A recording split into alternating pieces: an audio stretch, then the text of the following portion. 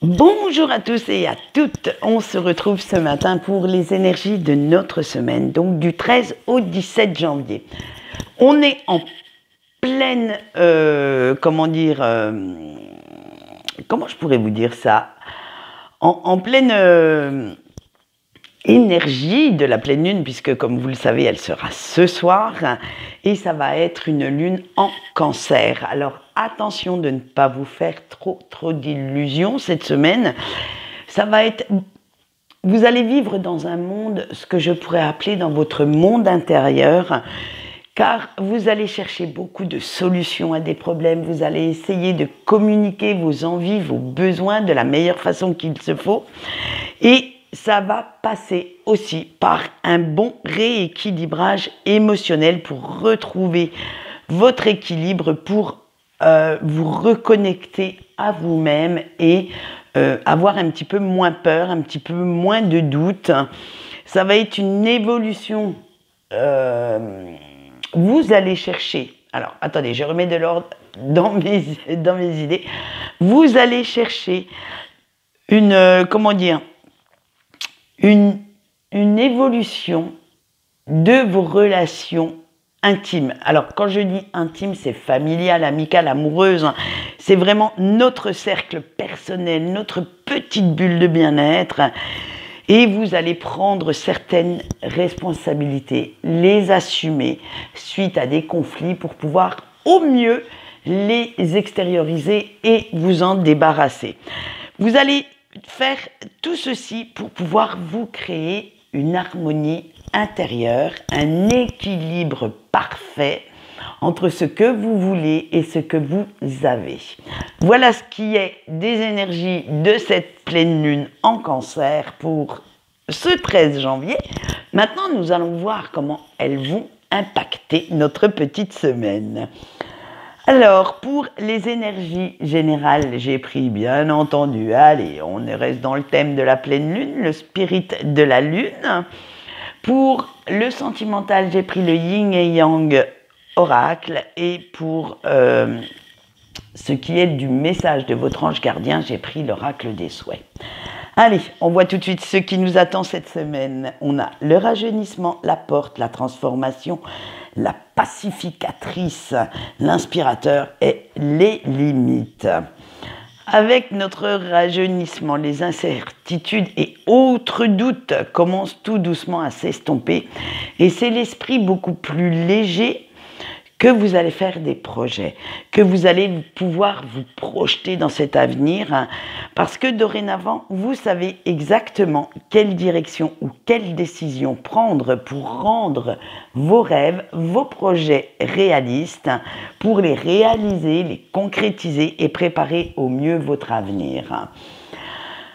Comme vous vous sentez de mieux en mieux dans vos baskets, il vous est beaucoup plus facile de voir et surtout de saisir la moindre petite opportunité qui va passer devant vous, qui va se mettre sur votre route.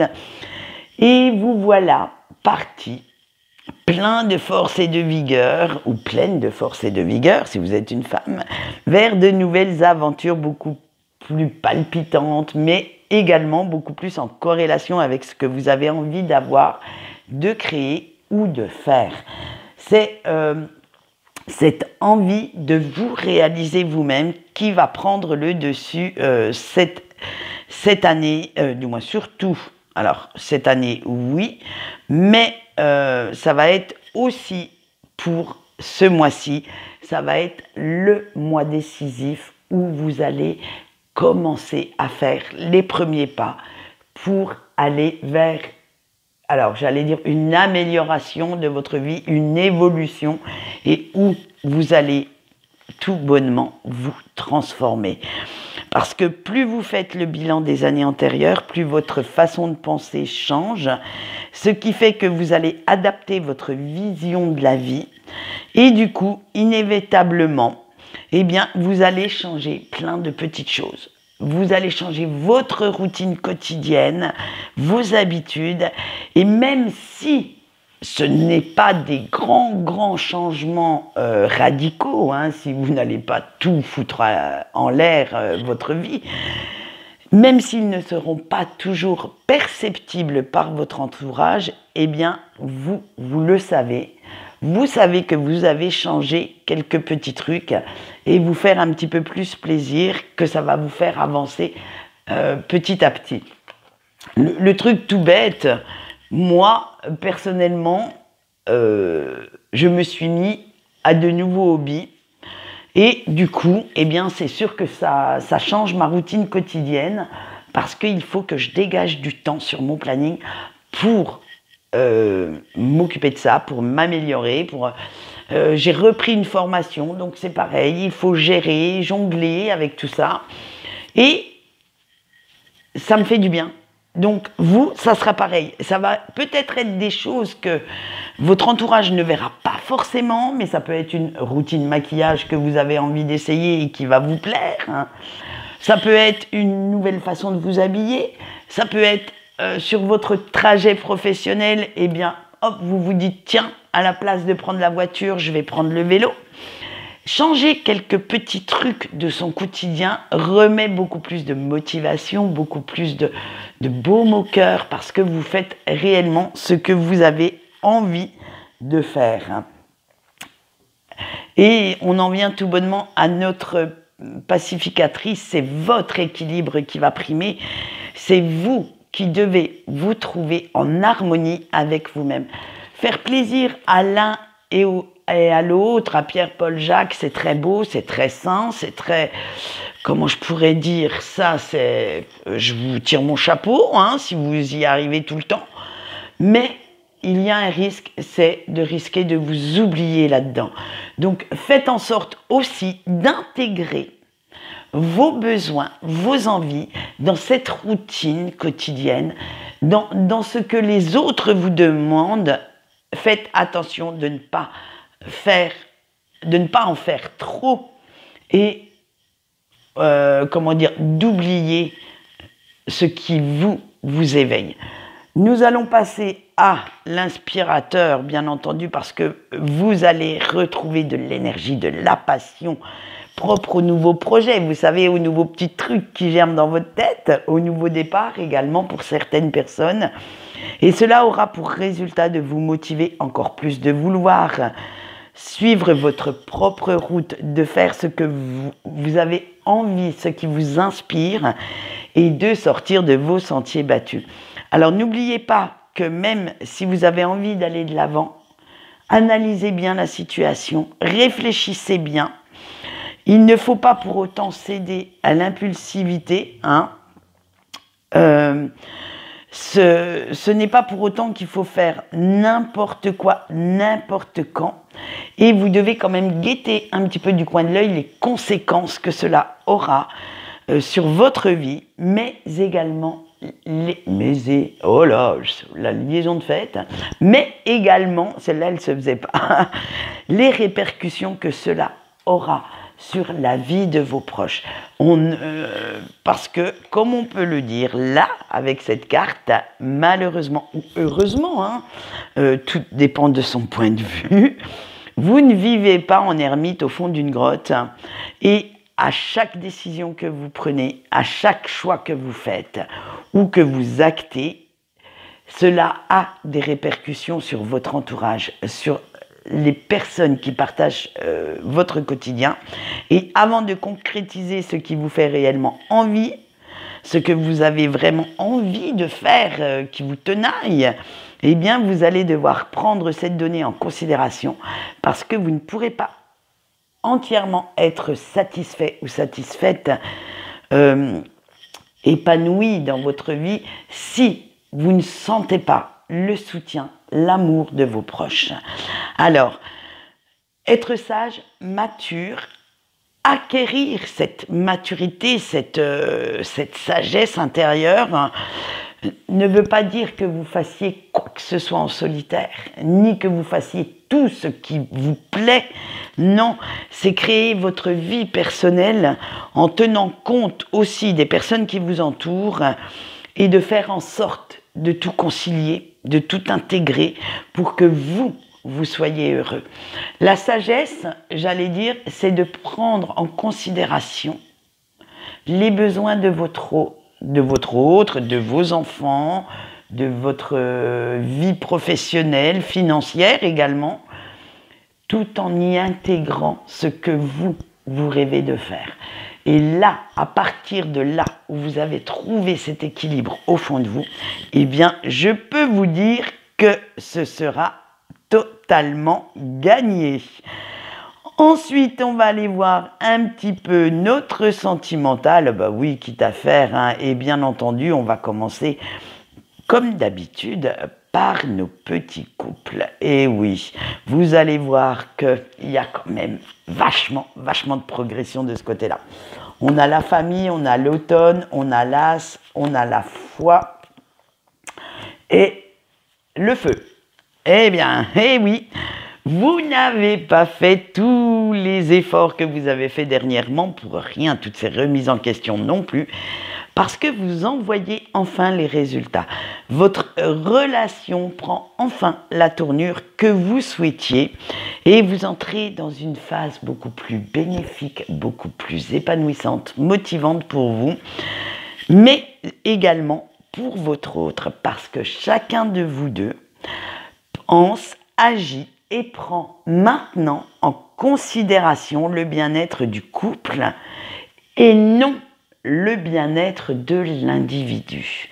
C'est-à-dire que vous ne réagissez plus en tant que 1 plus 1 égale 1, c'est non, 1 plus 1 égale 2 individus distincts, avec des besoins distincts, des envies distinctes. Et vu que vous vous sentez de mieux en mieux dans votre tête, dans vos baskets, il va vous être beaucoup plus facile de communiquer avec votre autre et de lui dire sans animosité, sans conflit, sans chercher à faire 15 000 sous-entendus pour qu'il y ait un tout petit message qui passe, ce qui vous dérange ou ce que vous attendez de sa part. Vous n'hésiterez plus maintenant à mettre des mots sur ses attentes. Et petit bonus, comme vous êtes débloqué de ce côté-là, et votre autre est open et ouvert à la discussion, à de nouveau une ouverture d'esprit, eh bien cela va même avoir un effet bénéfique sur votre quotidien parce que vous aurez de plus en plus envie de vous montrer sous un meilleur jour, de sortir toute la panoplie de la séduction de son petit placard et ça va mettre à nouveau du peps, du feu, de la folie dans vos relations intimes. Donc je vous souhaite de retrouver cette entente entre guillemets parfaite, car on a toutes ou tous une notion différente de la perfection, hein, une relation parfaite chez la voisine ne sera peut-être pas forcément la même que la vôtre.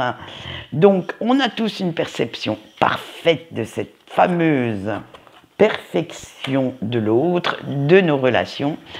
Et je vous souhaite de trouver la vôtre et de vous y épanouir cette semaine. Allez, on va aller faire un petit tour du côté de nos petits célibataires qui, vous allez voir, n'est pas piqué des vers cette semaine. Allez, avec la fermeture, Vénus, le regret, l'air et le souvenir, eh bien, chers célibataires, les jours passent et se ressemblent. Eh oui, vous avez vraiment du mal avec ça, vous, hein.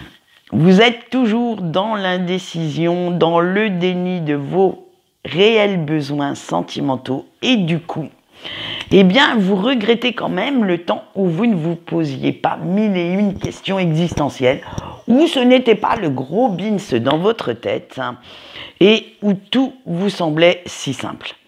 Vous avez bien conscience, à l'heure actuelle, que de reculer l'échéance pour prendre la fameuse décision que vous devez prendre depuis X temps, hein, ça ne vous aide pas à aller mieux émotionnellement. Ce serait même le contraire, si on peut dire, hein, c'est parce que ça vous rajoute de l'anxiété, ça vous rajoute du stress, du surmenage mental, et du coup, eh bien, comme votre esprit refuse de trancher, vous vous sentez un petit peu de plus en plus mal, hein. Vous n'arrivez pas en fait à définir si vous avez vraiment envie de vous caser ou si vous souhaitez ad vitam aeternam vous contenter de petites relations éphémères. Et ça, eh bien, on ne peut pas y répondre pour vous. C'est à vous de savoir ce que vous voulez vraiment dans votre vie. Alors, pour votre bien-être, pour votre équilibre, il va bien pourtant falloir trancher, trouver ces réponses au fond de vous et enfin prendre cette fameuse décision ferme et définitive. Il va falloir maintenant y penser sérieusement si vous voulez avancer, guérir également.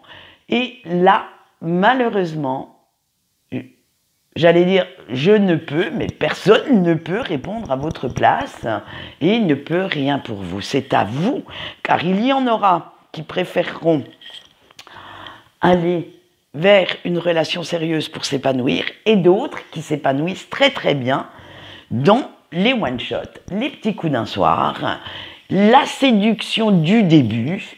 Ça, c'est à vous de voir ce qui sera le plus bénéfique pour vous. J'espère quand même que, à partir de la semaine prochaine, vous allez saisir l'opportunité de réfléchir, de trancher et qu'on puisse vous retrouver, même si vous restez dans le coin des célibataires, vous retrouver avec un moral d'acier. Allez, on va finir notre sentimental avec nos petits breaks. On a l'attraction, la confiance, le manque d'harmonie, la déception, la séparation, le soin de soi-même et l'ego. Alors vous, cher break, plus le temps passe, plus vos pensées concernant la personne de votre cœur deviennent chaudes. Eh oui, vous revivez et vous ressentez dans votre chair, dans vos veines, les moments les plus intimes de votre relation. Et vous avez une folle envie de retrouver ces sensations euphorisantes, fusionnel, et votre corps se souvient très très bien, malheureusement, de ce côté charnel de vos deux âmes. Alors, malheureusement, eh oui, et là, malheureusement, tout n'est pas si simple. Votre tête n'est pas aussi passionnée que votre cœur ou votre corps, et votre ego distille en même temps les mauvais souvenirs pour vous faire entendre raison, pour vous faire comprendre que s'il y a eu rupture, il faudrait éviter d'idéaliser cette personne et de ne voir que les bons côtés de cette relation. Alors, tous les jours, vous ressentez la présence de votre autre, vous ressentez cet amour qu'il y a entre vous deux, et la séparation devient de plus en plus dure à supporter. Mais vous savez, en même temps, vous avez conscience qu'elle est nécessaire pour vous faire comprendre qu'avant d'aimer une autre personne, il faut s'aimer soi-même. Que cette relation existe dans votre vie pour prendre le chemin de la guérison émotionnelle dont vous avez besoin et que de pardonner, d'aimer, ne veut pas dire s'oublier et que tant que vous n'avez pas compris, appris de vos erreurs, aucune réconciliation ne pourra avoir lieu. Alors, vous avez compris au moins une chose durant cette période, j'allais dire, de non-contact, de silence radio, que depuis que vous êtes dans ce parcours, c'est que malgré la dureté, malgré les difficultés, l'amour peut être une véritable source de motivation, d'inspiration pour vous améliorer et avancer. Il a fallu remettre quand même quelques petits points sur les i intérieurement, émotionnellement, et cette relation vous sert à ça. Donc on verra la semaine prochaine ce qu'il en est, ce que vous pouvez attendre de cette relation, et j'espère avoir le temps cette semaine de vous faire vraiment les focus des 3 prochains mois sur le sentimental. Il faut aussi que je finisse mes fameux horoscopes. Je ne vais pas y arriver, je vous le dis. Allez, pour l'instant, on va continuer avec le message de notre ange gardien. Alors, celui-ci se fera sur 6 cartes. Alors, vous Je vous laisse faire le choix que vous souhaitez et nous allons commencer. Allez, on y va avec le fan. Avant de croire que vous avez tort, vérifiez que vous êtes entouré des bonnes personnes. Le choix 2 avec la spirale. On nous dit que je ne vais pas y arriver non plus. Prends le temps qu'il te faut pour bien faire les choses. Le choix 3 avec la jarre de l'espoir. On vous dit, ne laisse rien ni personne avoir raison de ta motivation. Le choix 4 avec la congélation. Même si tu ne vas pas aussi vite que tu le voudrais, tu avances quand même. Le choix 5 avec un message de l'univers. Donne-toi les moyens de tes ambitions. Et le choix 6 avec le bateau des souhaits. On vous dit, ouvre ton esprit, dépasse tes limites et tu verras que tu peux réaliser plus que tu ne le crois. Voilà les messages de votre ange gardien pour cette semaine. Quant à moi, je vais vous laisser. Je vais vous abandonner jusqu'à vendredi si vous ne venez pas sur Facebook. Et on se retrouve vendredi matin pour nos petites énergies du week-end. Allez, en attendant, je vous fais de gros bisous et je vous dis au revoir.